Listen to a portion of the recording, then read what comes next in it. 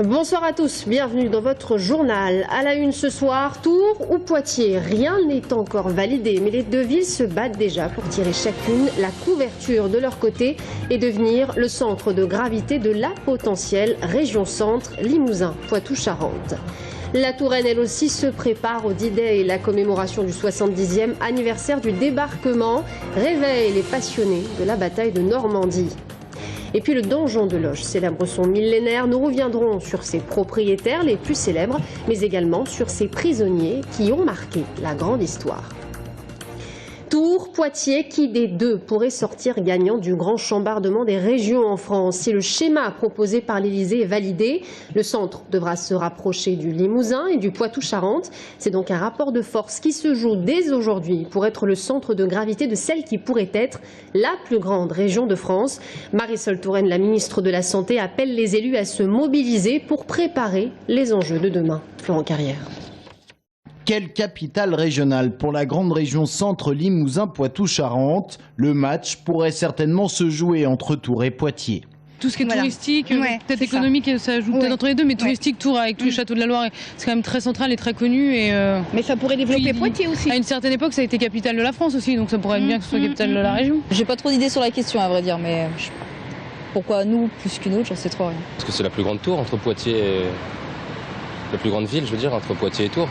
Si c'est Tours, c'est tant mieux. Si c'est pas Tours, bah, on fera avec. Il faut que ce soit le résultat d'une concertation, d'une discussion, d'un débat et d'un vote. C'est un décret qui fixera la future capitale régionale, avec un avantage sérieux pour la ville qui l'obtiendra. Car une capitale régionale, c'est avant tout quelques milliers d'emplois publics au sein de la région, mais aussi des directions régionales comme les préfectures, l'INSEE ou encore les directions académiques.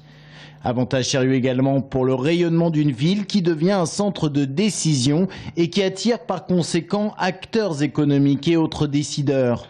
Capitale régionale, Tours l'a raté de peu dans les années 80 au bénéfice d'Orléans. Alors cette fois-ci, pas question de rater le coche. Moi, je vais me rapprocher des parlementaires avec lesquels je suis en relation pour que la carte Tourangelle soit mise en avant parce que la décision de choix de la capitale régionale, évidemment, c'est un sujet d'avenir pour le développement et le rayonnement de notre ville et de notre agglomération. Il faut aussi qu'il y ait une mobilisation et on n'imposera rien au maire de Tours, au président de l'agglomération Tourangelle. Et je trouve que nous ne partons pas de façon positive et dynamique si nous n'affirmons pas le rôle et la place de Tours. Et je n'entends pas les élus de Tours et je le regrette. Marisol Touraine qui est accusée à son tour de ne pas avoir défendu son territoire au moment de l'élaboration de cette réforme territoriale. Dans le match Tours-Poitiers, en toute logique, Tours a l'avantage économiquement et géographiquement, mais pas politiquement, car de l'autre côté de la frontière départementale, il y a une certaine Ségolène Royal et un certain Jean-Pierre Raffarin. Les pressions politiques feront peut-être la prochaine capitale régionale. La réforme territoriale, un casse-tête, voire un cauchemar pour certains et pour d'autres, la fusion devient un véritable instrument de développement.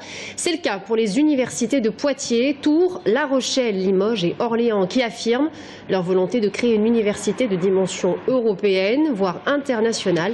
Un potentiel incontestable que l'on comprend facilement à la vue de ces chiffres. 80 000 étudiants, 5 800 enseignants-chercheurs, 3 800 ingénieurs qui deviendra un outil d'attractivité territoriale. La justice renvoie l'examen du dossier Lisanne au 8 octobre. L'ancienne collaboratrice de Jean Germain en charge de l'organisation des mariages chinois conteste son licenciement de la société publique locale Tours Val-de-Loire Tourisme. Selon son avocat, la majorité ayant basculé à droite à la mairie mais également à Tours Plus nécessite aujourd'hui de recadrer les argumentations des deux parties. La Touraine se prépare au D-Day, commémoration du 70e anniversaire du débarquement de Normandie. La bataille du 6 juin 1944, un moment de l'histoire qui passionne encore aujourd'hui en Touraine, en Delville. Jean-François Thénault est membre de l'association Touraine Mémoire 44. Sa passion, la collection de véhicules en lien avec la libération de la France. Premier élément de la collection, une Jeep au drapeau étoilé, 48 étoiles comme à l'époque. Ce sont de vieux véhicules, ils ont 60 et quelques années, ils sont toujours là, disons, toujours en état. Bon, il faut les entretenir, c'est sûr, mais l'Amérique, elle nous a aidés, c'est sûr, mais moi c'est surtout l'histoire. L'association compte une 50aine de membres et 72 véhicules. Parmi les plus imposants, ce 6.6 de Jean-François Thénault. C'est un très très bon véhicule. Il consomme 25 à 30 litres au 100, mais c'est un très bon véhicule. Un peu lourd par rapport à un GMC qui, lui, est plus maniable que ceci. Et ce 6.6 a fait le débarquement. Et ce 6.6-là, il a fait le débarquement de Normandie. Effectivement, c'est vrai. Sa fierté, elle est à l'arrière de la Jeep, une roulante destinée aux sous-officiers américains. Un privilège pour boire chaud et préparer des grillades. Il y a exactement des grilles de chaque côté. Et ces grilles servaient à faire des grillades et ainsi de suite. Ça, il y en a très très peu en France, voire dans le monde d'ailleurs. Et je suis très fier d'avoir récupéré cette roulante. Les membres de Touraine Mémoire 44 pourront défiler en Normandie à partir du 8 juin pour perpétuer ce moment d'histoire du XXe siècle. À Loches, le donjon célèbre son millénaire, l'occasion de revenir sur la liste de ses illustres propriétaires, dont Richard Cœur de Lion par exemple, mais également sur ses prisonniers très célèbres. Aujourd'hui, ce site qui surplombe le Val de l'Indre est l'un des mieux conservés d'Europe. Audrey Champigny. Il ne fait pas son âge et pourtant le donjon de Loches a 1000 ans cette année. Construit en 1014 par le comte d'Anjou Fulkenera pour se protéger des luttes incessantes contre les comtes de Blois, il devient ensuite un enjeu entre les rois plantagenets d'Angleterre et les rois capétiens de France. Malgré plusieurs sièges et attaques, le donjon de Loches est l'un des mieux conservés d'Europe. On a à la fois la tour maîtresse qui est vraiment le cœur même du monument, mais ensuite viennent s'accoler des éléments fortifiés, des remparts, dès le XIe siècle, ensuite d'autres tours qui viennent s'adjoindre au dispositif de défense, et donc on a quasiment 4 siècles d'architecture qui se déroulent devant nous et qui nous permettent de comprendre comment est-ce que les fortifications évoluent entre le milieu du Moyen-Âge et la période de fin de cette époque médiévale. À partir du XIIe siècle, le donjon passe de main en main.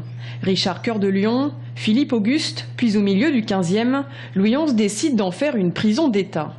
Une prison qui ne fermera qu'en 1926, et parmi les prisonniers, quelques célébrités comme Jean d'Alençon, le compagnon d'armes de Jeanne d'Arc, Ludovic Sforza, duc de Milan, ou encore le chroniqueur Philippe de Comines.